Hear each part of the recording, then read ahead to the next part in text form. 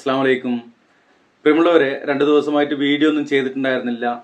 വയനാട്ടിലെ പ്രകൃതി ദുരന്തത്തിന്റെ ഭാഗമായിക്കൊണ്ട് ഫേസ്ബുക്കിലൂടെ മാത്രമായിരുന്നു സോഷ്യൽ മീഡിയ പ്രവർത്തനങ്ങൾ ഉണ്ടായിരുന്നത്.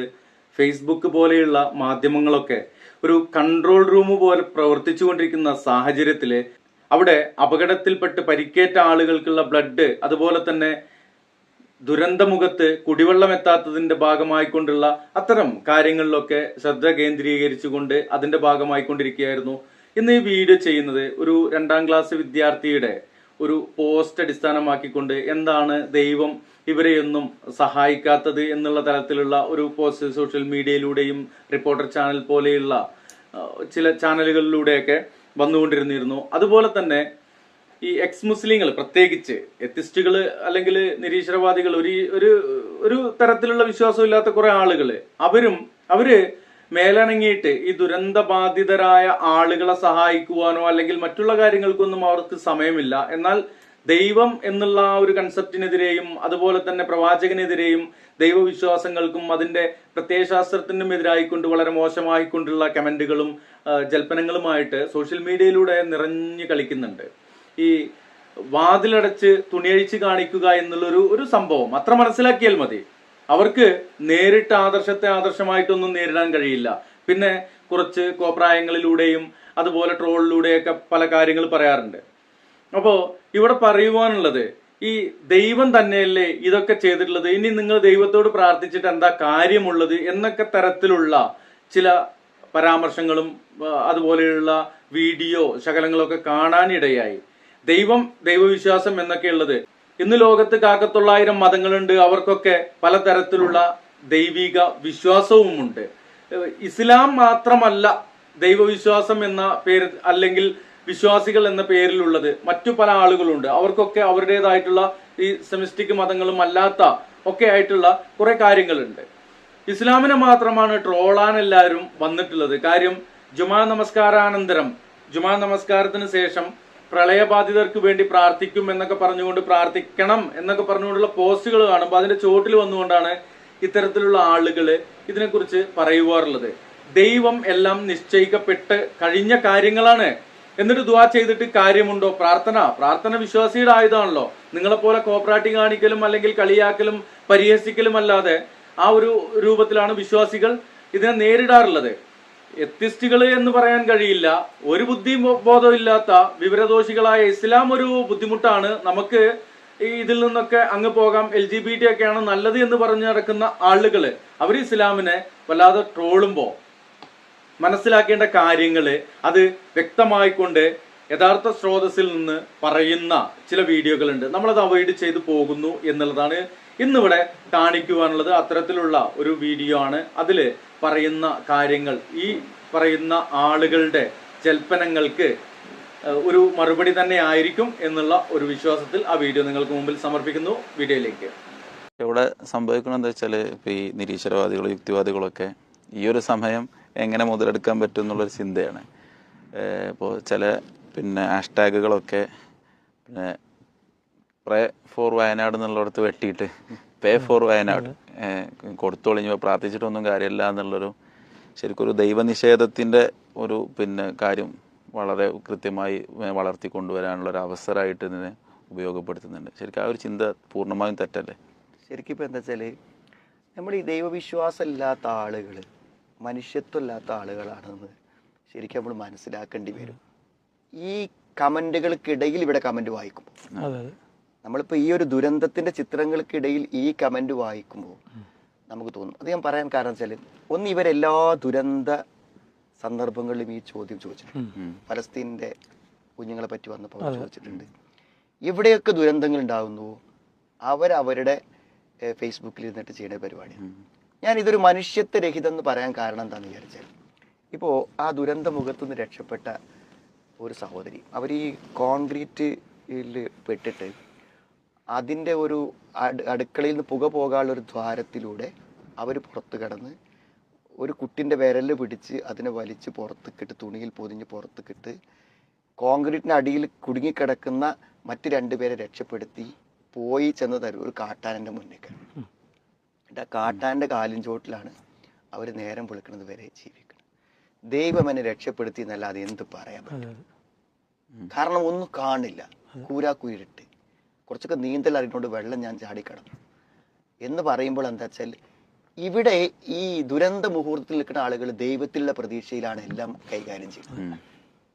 അപ്പൊ അവരുടെ ഇന്നത്തെ വലിയ ആശ്വാസം എന്തെല്ലാന്നറിയോ? നമ്മൾ കൊടുക്കുന്ന തുണികളോ വസ്ത്രങ്ങളോ അല്ല, അവർക്ക് മനസ്സിന് സമാധാനം കിട്ടുന്ന ചില ഉത്തരങ്ങളാണ് ആവശ്യം. ആ ഉത്തരങ്ങൾ എന്താണ്? ദൈവം. ഇനി അവരുടെ ഭാവി പ്രതീക്ഷ എന്താണ്?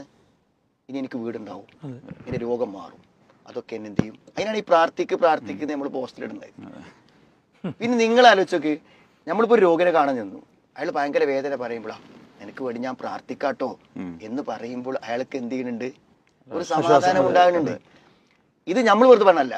ഒരു നിരീശ്വരവാദി ഒരു മരണപ്പെട്ട വീട്ടിൽ ചെന്നിട്ട് മരണത്തിന്റെ ബന്ധുക്കളെ കണ്ടപ്പോൾ ഞാനൊന്ന് പതച്ചു പോയി. കാരണം എന്താ, എന്ത് പറയും ഇവരോട്? ഇതൊരു വലിയ ഉത്തരാണ്. ഈ ഉത്തരത്തെയാണ് ഇവർ പരിഹസിക്കുന്നത്. ഞാൻ പറഞ്ഞു, ഇവർക്കൊരു ആശ്വാസ വാക്ക് പറയാൻ പറ്റൂലെങ്കിൽ ദൈവത്തെ കൊണ്ടോ പരലോകത്തെ കൊണ്ടോ സമാധാനിക്കുന്നവർ സമാധാനിച്ചോട്ടെ എന്ന് വിചാരിക്കാനുള്ള മനുഷ്യത്വവർക്കില്ല. അവിടെയാണ് നമ്മളെ പ്രശ്നം. ഒരാള് കരഞ്ഞുകൊണ്ടിരിക്കുന്ന ഒരാൾക്ക് ആശ്വാസം കിട്ടുന്ന ഒരു വാക്ക് ഒരാൾ പറയുകയാണെങ്കിൽ നമ്മൾ അവിടെ നിന്നിട്ട് അതൊന്ന് പറഞ്ഞ് സമാധാനിപ്പിക്കണം എന്ന് പറയണോ? അയാൾക്ക് സമാധാനം കിട്ടിക്കോട്ടെ എന്ന് വിചാരിച്ചാൽ മതി. പിന്നെ മാത്രല്ല, ഇതിപ്പോ മൂസസലായി പറഞ്ഞ മാതിരി ആ പ്രേ എന്നുള്ളത് വെട്ടി ഡൊണേറ്റ് എന്നുള്ളത് മാർക്ക്. ഈ ഡൊണേഷൻ ആരാ കൊടുക്കുക? ഇവരെടുക്കും.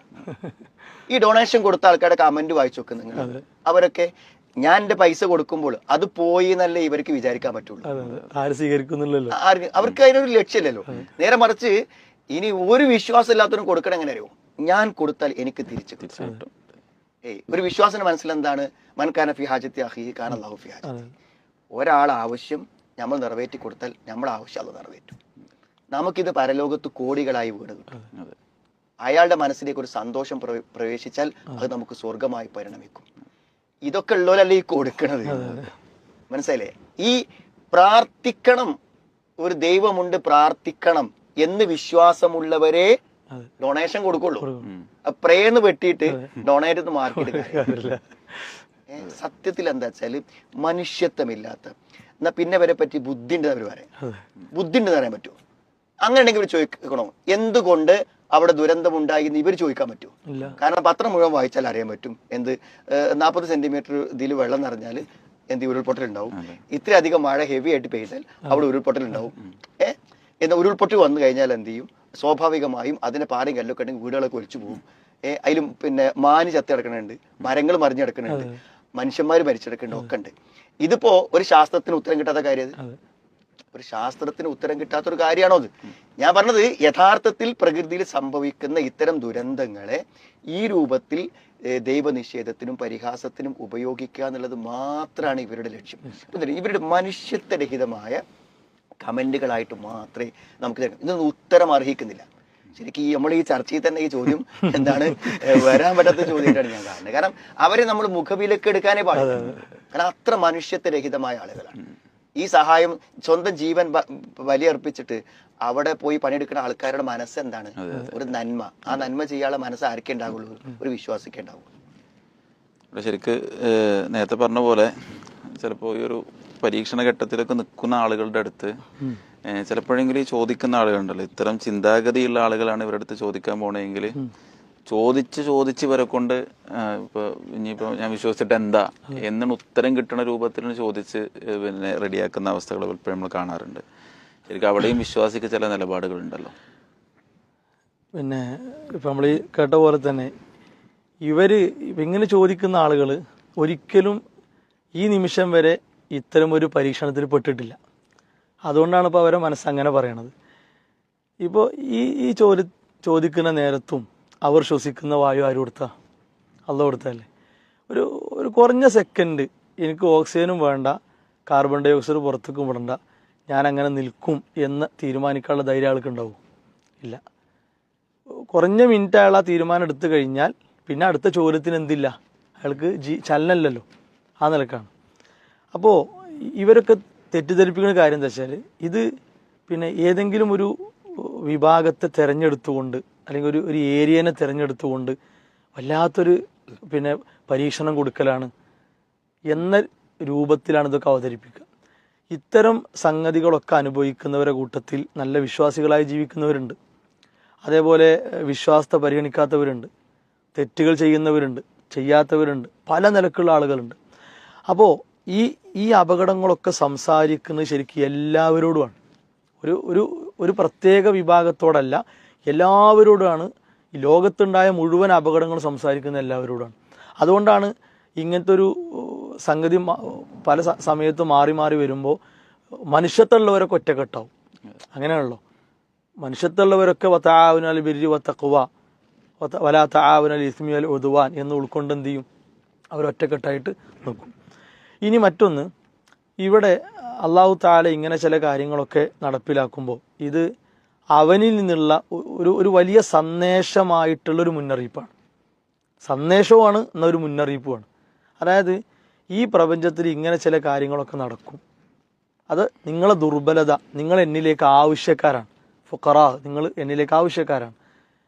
അപ്പോൾ അത് നമ്മളെ ബോധ്യപ്പെടുത്തുക. അപ്പോൾ ഇങ്ങനത്തെ കാര്യങ്ങളൊക്കെ വിശദീകരിച്ച് പണ്ഡിതന്മാർ പറഞ്ഞ ചില കാര്യങ്ങളുണ്ട്. അതിൽ ഒന്നെന്താ വെച്ചാൽ മഹാനായ ഇസ് ബിൻ അബ്ദുസ്സലാം അദ്ദേഹം പറഞ്ഞൊരു കാര്യമാണ്, ഇങ്ങനത്തെ വ്യത്യസ്തങ്ങളായ മുസീബത്തുകളും പരീക്ഷണങ്ങളും ഒക്കെ ഉണ്ടാകുമ്പോൾ ശരിക്കും അള്ളാഹുവിൻ്റെ റുബൂബിയത്ത്, റബ്ബ് അള്ളാഹു തന്നെയാണ് എന്ന് ബോധ്യപ്പെടുക. മറ്റൊന്ന്, അടിമകളുടെ ആ ഒരു അടിമത്താവസ്ഥ അതവിടെ ബോധ്യപ്പെടുകയാണ്. അതേപോലെ എപ്പോഴും നമ്മൾ ഇഖ്ലാസ് ഉള്ളവർ, വളരെ ആത്മാർത്ഥമുള്ളവരാകണം. എൻ്റെ ശരിയായ മടക്കം അള്ളാഹുവിലേക്കാണ്, ഞാൻ ഖേദിച്ച് മടങ്ങേണ്ടവനാണ്, പ്രാർത്ഥനയിൽ വിനയാനിതനാകേണ്ടവനാണ്. ഇങ്ങനെ കുറേ കാര്യങ്ങൾ എന്ത് ചെയ്യുന്നുണ്ട്, ഇത്തരം സംഭവങ്ങളെ മുന്നിൽ വെച്ചുകൊണ്ട് തന്നെ പണ്ഡിതന്മാർ പഠിപ്പിക്കുന്നുണ്ട്.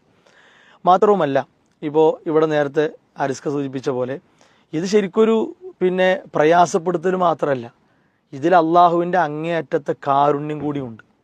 ഇപ്പോൾ നിങ്ങൾ ആലോചിക്കുകയാണെങ്കിൽ ഇതിൽ മരണപ്പെട്ട എത്ര ആളുകൾക്ക് ഇസ്ലാം പഠിപ്പിച്ചത് പ്രകാരം ഒരു ഷഹീദിൻ്റെ കൂലി കിട്ടും, അത് നമുക്ക് കണക്കാക്കാൻ പറ്റൂല.